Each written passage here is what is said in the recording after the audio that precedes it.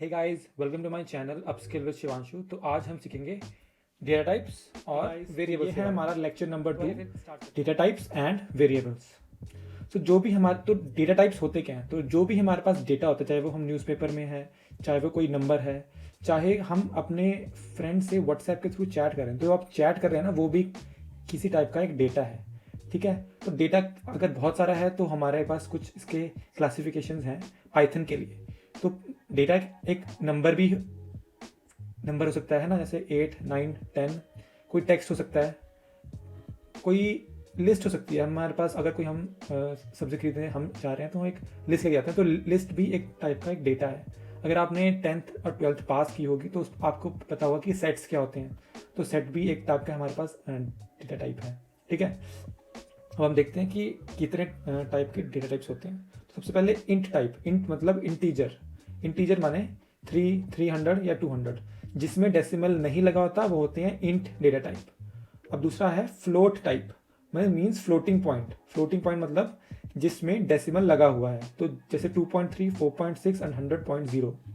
तीसरा है strings. Strings मतलब अगर किसी डेटा को हम सिंगल कॉमा या डबल कॉमा के अंदर लिख दें तो वो स्ट्रिंग्स हो जाता है। STR से बोलते हैं उसको, है ना, पाइथन में। तो हम कॉमा के अंदर एक नंबर भी लिख देना तो वो भी स्ट्रिंग्स में कन्वर्ट हो जाता है। तो जो भी सिंगल कॉमा या डबल कॉमा में होगा उसको हम स्ट्रिंग डेटा टाइप बोल देते हैं। लिस्ट मतलब स्क्वायर ब्रैकेट्स में जो भी कुछ लिखा होगा वो होगी लिस्ट। ठीक है, तो उसमें हम चाहे नंबर लिखें, चाहे फ्लोटिंग पॉइंट लिखें, चाहे कोई टेक्स्ट लिखें, तो वो हो जाएगा हमारा लिस्ट डेटा टाइप। डिक्ट मतलब डिक्शनरीज। जब आपने अगर इंग्लिश पढ़ते हो तो आपने कि कोई वर्ड का मीनिंग देखने के लिए डिक्शनरी पक्का यूज़ की होगी। डिक्शनरी में क्या होता है, एक वर्ड होता है और उसका मीनिंग होता है। वैसे ही पाइथन में जो डिक्शनरीज होते हैं उसमें एक की होती है और की वैल्यू होती है। जैसे डिक्शनरी में वर्ड होता है और मीनिंग होता है, वैसे ही इसमें की होती है और उसकी वैल्यू होती है। ठीक है, तो उसको बोल देते हैं डिक्ट डेटा टाइप। और है ट्यूपल्स। ट्यूपल्स मतलब जो पैरेंथेसिस गोल ब्रैकेट में हम जो भी लिख देते हैं उसको ट्यूपल्स बोल देते हैं पाइथन में। एक बार जिस ऑर्डर में ट्यूपल्स को लिख दिया उसके बाद ऑर्डर चेंज नहीं होता है। ठीक है, लिस्ट में चेंज हो जाता है, ट्यूपल्स में चेंज नहीं होता है। सेट्स मतलब जो भी हम करली ब्रैकेट्स के अंदर लिख देते हैं उसको हम सेट्स बोल देते हैं। ठीक है, सेट्स को डिटेल में भी हम देखेंगे अगर हुआ तो। सेट्स डेटा टाइप को हम करली ब्रैकेट के अंदर लिखते हैं, और बुलियन को लिखते हैं हम एज एन ट्रू और फॉल्स। कोई वैल्यू ट्रू या फिर फॉल्स है तो वो बुलियन में काउंट होती है। तो ये थे हमारे डेटा टाइप्स। ठीक है, इसको एक बार देख लेना। तो वेरिएबल्स जैसे अगर हमने पानी पीना है तो पानी के अंदर हम पानी डाल देते हैं। अगर हमने पानी पीना है तो हम बॉटल के अंदर पानी डाल देते हैं, और फिर जब भी हमने पानी पीना है या फिर जहां भी पानी पीना है उस बॉटल को लेके हम चले जाते हैं। वैसे ही वेरिएबल्स होते हैं एक कंटेनर की तरह। अगर मैंने कोई वैल्यू किसी प्रोग्राम में कहीं पर भी यूज़ करनी है उसको पहले मैं वेरिएबल में स्टोर करूंगा। जैसे मैंने x=5 है तो मैंने 5 को यूज़ करना है, मेरे को x से मतलब नहीं है।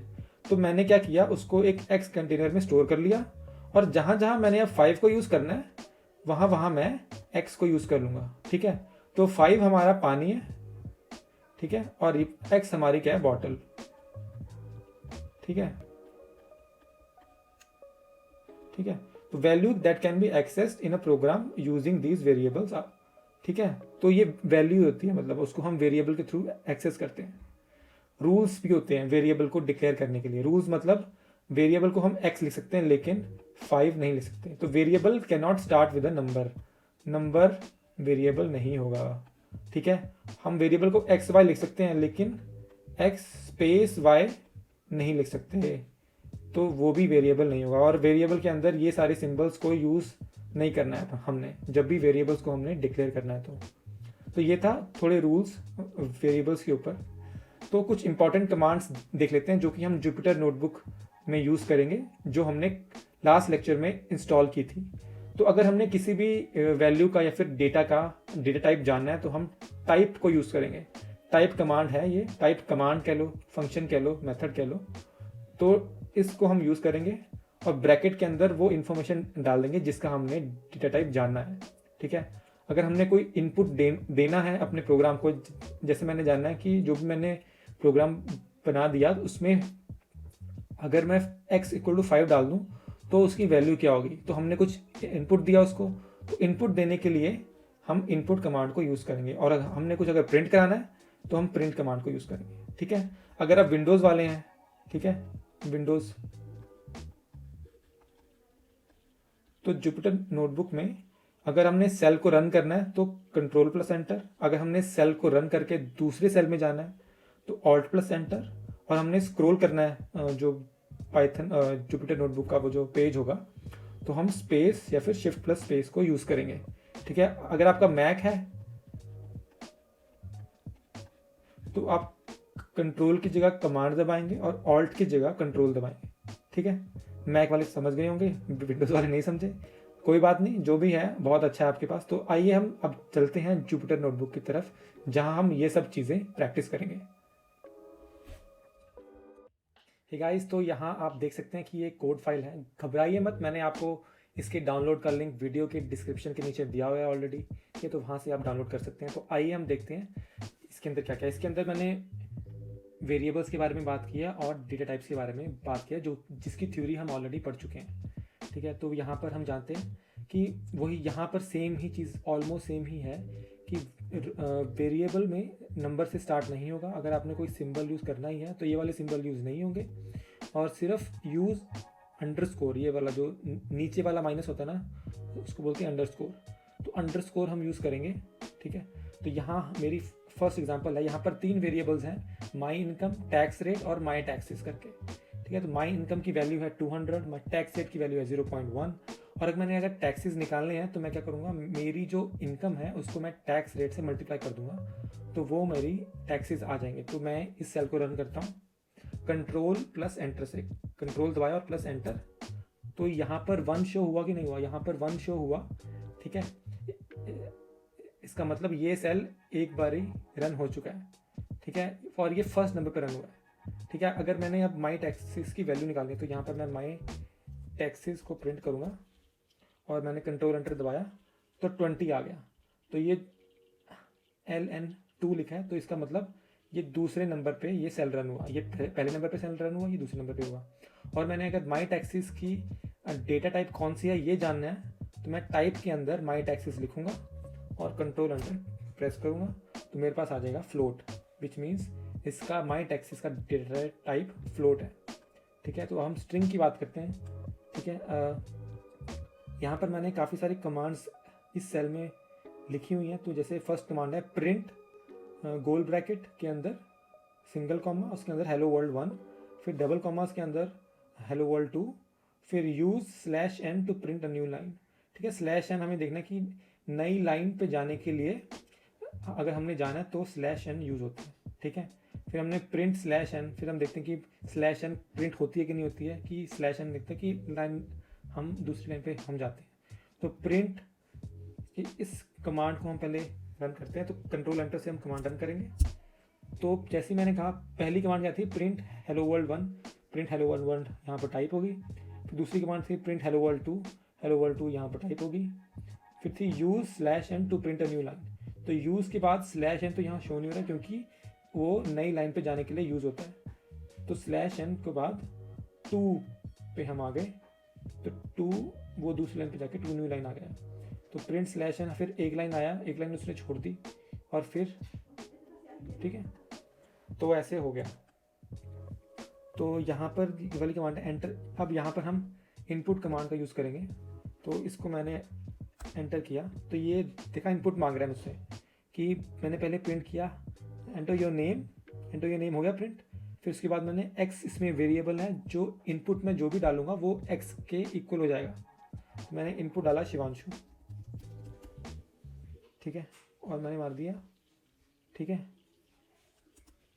तो हेलो शिवांशु, क्योंकि प्रिंट उसके बाद हो रहा है hello plus x, hello comma Shivanshu. ठीक है, तो ये हमने इसको ऐसे प्रिंट करते हैं, ये हो गया स्ट्रिंग्स। अब हम करेंगे लिस्ट। तो लिस्ट में हम कुछ भी डाल सकते हैं, ऐसा मैंने थ्योरी के टाइम भी कहा था, उसमें हम इंटीजर्स, फ्लोटिंग पॉइंट्स या फिर टेक्स्ट हम डाल सकते हैं। तो it can hold different object types, ठीक है। तो हाँ, इंडेक्स, तो पहले हम इंडेक्स की बात करेंगे अब। तो इंडेक्स होता क्या है इंडेक्स, ठीक है। इंडेक्स बेसिकली होता है पोजीशनिंग ऑफ एलिमेंट्स। सो जैसे ये लिस्ट है, ठीक है, इसमें 1 2 शिफ्ट पाइथन एंड 200, ये एक लिस्ट है, इसमें इंटीजर है और टेक्स्ट है डबल कोट्स में और सिंगल कोट्स में, ठीक है। जो इंडेक्स है, 1 का इंडेक्स क्या है 0, 2 का इंडेक्स क्या है 1, शिफ्ट का इंडेक्स क्या है 2, पाइथन का इंडेक्स क्या है 3, 200 का इंडेक्स क्या है 4। तो जैसे ही हम लिस्ट में जाते हैं तो एलिमेंट्स की जो काउंटिंग है वो 0 से शुरू होती है, 0 1 2 3 और 4, ठीक है। ये है मतलब मोटा मोटा फंडा इंडेक्सिंग का, ठीक है। अब वापस आते हैं हम।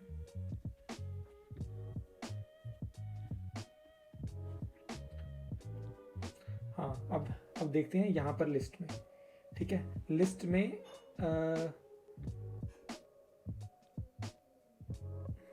यहाँ पर हम लिस्ट डिफाइन करते हैं, माई लिस्ट, ठीक है। इसमें हम कुछ भी डालते हैं, जैसे हमने डाल दिया 2.0, फिर कॉमा, फिर सिंगल कॉमा में हमने डाला XYZ, ठीक है। और हमने डाला फिर 300, फिर हमने डाला डबल शिव, फिर हमने डाला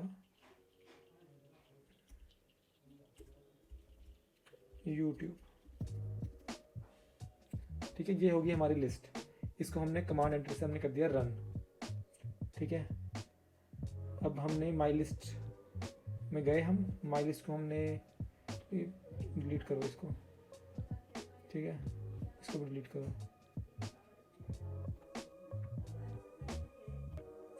ठीक है। हाँ, माई लिस्ट, इसको मैं दोबारा रन कर देते हैं। यहाँ हमने रन किया, ठीक है। माई लिस्ट को हमने फिर कंट्रोल एंटर से टाइप किया, तो माई यहाँ पर लिस्ट अपनी टाइप हो गया। तो आप देख सकते हैं ये जो डबल कॉमा वाला था वो भी सिंगल कॉमा में कन्वर्ट हो गया। तो ये आपने देखा कि अगर हम सिंगल कॉमा से भी लिखें तो भी चलेगा, सिंगल कॉमा या डबल कॉमा बात एक ही है, ठीक है।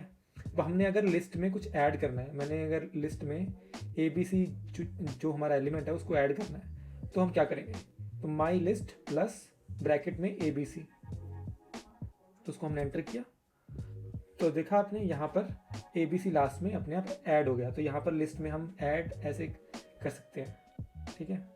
तो जैसे हमने लिस्ट को डबल करना है, तो हम माई लिस्ट मल्टीप्लाई बाय 2, ये लिस्ट होगी डबल, दो बार टाइप होगी लिस्ट, ठीक है। और अगर हमने लिस्ट का आइटम चेंज करना है, ठीक है, तो हमने कहा माई लिस्ट,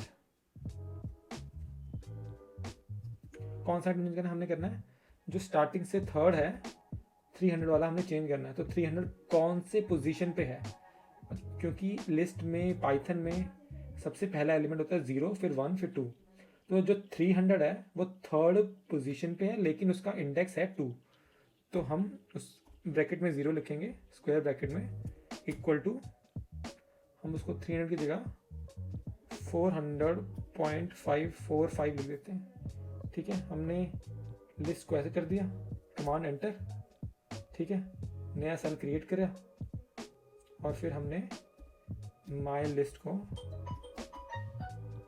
टाइप किया, तो देखा 300 को 400.45 में कन्वर्ट होगा। तो ये थे लिस्ट और लिस्ट के कुछ ऑपरेशंस। हमने यहाँ पर आइटम ऐड किया, ठीक है, हमने यहाँ पर लिस्ट को डबल किया, और यहाँ पर हमने एलिमेंट चेंज किया। और हम जुपिटर नोटबुक में कमेंट कर सकते हैं अपनी मेमोरी के लिए कि यहाँ पर हमने क्या किया। यहाँ हमने एलिमेंट डबल, इसको बोलते हैं हम कमेंट्स। कमेंट्स हम हमेशा हैशटैग यूज करके लिखते हैं, ठीक है।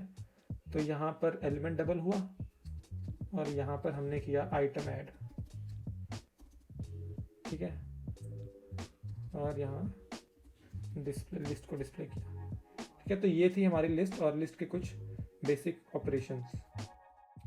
गाइस अब करते हैं हम डिक्शनरी के बारे में बात। तो ये डिक्शनरी है, इसमें जैसे मैंने बोला था हर वर्ड का मीनिंग होता है। तो यहाँ पर पाइथन की डिक्शनरी में हर की एक वैल्यू होती है। यहाँ पर की 1 कॉलम, फिर वैल्यू 1, फिर कॉमा, फिर की 2 कॉलम वैल्यू 2। तो ये है हमारी डिक्शनरी। तो हमने एक डिक्शनरी ऑलरेडी ही क्रिएट की हुई है इस सेल में, जिसका नाम है माई डिक 2। माई डिक 2 वेरिएबल है जिसमें हमने एक डिक्शनरी को स्टोर किया हुआ है। तो की 1 की वैल्यू है 1 2 3, की 2 की वैल्यू है एक लिस्ट जिसमें 1 2 2 3 3 3, और की 3 की वैल्यू है एक लिस्ट जिसमें स्ट्रिंग्स हैं, आइटम 0, आइटम 1, आइटम 2। तो अगर हम इस सेल को रन करते हैं तो देखते हैं क्या आता है।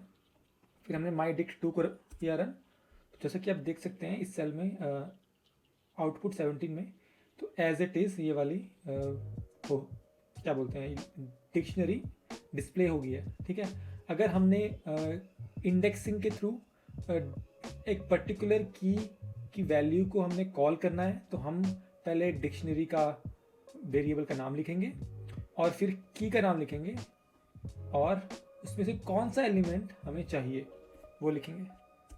तो इसमें हमें चाहिए था एलिमेंट आइटम 2 जो सेकंड नंबर पे है, 0 1 2, तो सेकंड नंबर पे है आइटम 2। ठीक है, तो इसमें हमने क्या सीखा, डिक्शनरी की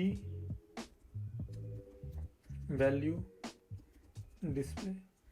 ठीक है, हमने डिक्शनरी की वैल्यू को कीज वैल्यू को हमने डिस्प्ले किया। ठीक है, कैसे किया, हमने एक स्क्वायर ब्रैकेट हमने की वैल्यू को डिफाइन किया और दूसरी स्क्वायर ब्रैकेट में हमने उस की कौन सी पोजीशन के एलिमेंट को हम देखना चाहते हैं उसको हमने डिफाइन किया। तो इसके थ्रू हमने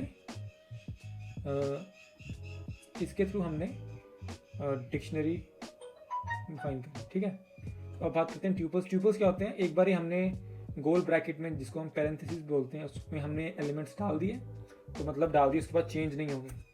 T1 का है 2 0 1, तो 1 फर्स्ट पोजीशन पे जो ट्यूपल है उसका 2 है, तो हमने T1 को कॉल कर लिया। और अगर हमने T3 को हमने अगर 5 लिखना है, हमने लिस्ट में भी ऐसे किया था, हमने एक आइटम को हमने चेंज किया था 300 से 400.95।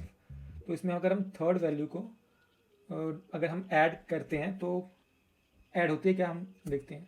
देखिए ये ऐड नहीं हुई है क्योंकि इस ट्यूपल है, ट्यूपल में एक बारी जो बन गया तो बन गया, सलमान खान की कमिटमेंट की तरह एक बारी जो हो गया अब चेंज नहीं हो सकता। तो वैसे ही ट्यूपल भी एक बार अगर बन गया तो बन गया। इसमें ना कोई एलिमेंट्स ऐड हो सकते हैं, ना ही कोई एलिमेंट चेंज हो सकता है। ठीक है, वैसे ही सेट अगर हम देखेंगे कि हमने लिस्ट में बहुत सारे एलिमेंट्स जो आपस में रिपीट हो रहे हैं उसको हमने डिस्प्ले किया है। इसको भी हम एक बारी रन कर देते हैं। तो हमने ये वाली रन कर दी है। फिर हमने उस लिस्ट का हमने सेट बनाया, तो हम देखते हैं कि जो अपने आप रिपीट्स हो रहे थे वो अपने आप उड़ जाते हैं और जो यूनिक वैल्यूज़ हैं वो ही सिर्फ इसमें रह जाती हैं। तो सेट्स क्या है, are an unordered collection of unique elements. इसमें यूनिक एलिमेंट्स ही होंगे, इसमें कोई एलिमेंट आपस में रिपीट नहीं होता है। ठीक है, और बुलियन क्या 3 4 से बड़ा है, आंसर है फॉल्स। तो इस ऐसे एक्सप्रेशन को हम बोल देते हैं बुलियन एक्सप्रेशन। तो ये था आज का lecture, data types and variables. तो जैसा कि आप देख सकते हैं कि इस प्रेजेंटेशन में भी मैंने बहुत सारे इन्फोग्राफिक्स यूज़ किए हैं जो कि मेरी प्रेजेंटेशन को और भी अच्छा बनाता है। अगर आप भी एक कंटेंट क्रिएटर या फिर सोशल मीडिया मार्केटर या फिर ब्लॉगर या फिर टीचर या फिर स्टूडेंट हैं, या फिर आप अगर वर्क फ्रॉम होम कर रहे हैं या फिर आप कॉलेज फ्रॉम होम कर रहे हैं, तो ये प्रोडक्ट बिल्कुल आपके लिए है, क्योंकि आपको बहुत सारी रिपोर्ट्स, प्रेजेंटेशन या फिर असाइनमेंट्स अपने टीचर को या फिर एम्प्लॉयर को सबमिट करनी होती होगी। तो अगर आप ऐसे इन्फोग्राफिक्स यूज़ करते हैं तो आप बाकी सबसे स्टैंड आउट कर सकते हैं। तो ये सारे पैक्स बाय करने के लिए आप pptideas.com पे जा सकते हैं, और अगर आप कूपन कोड UPS30 अगर आप इस चैनल को सब्सक्राइब करते हैं तो आप UPS30 कूपन कोड को अप्लाई करके 30% डिस्काउंट पा सकते हैं। So guys, buy the pack and subscribe to the channel, and see you next time.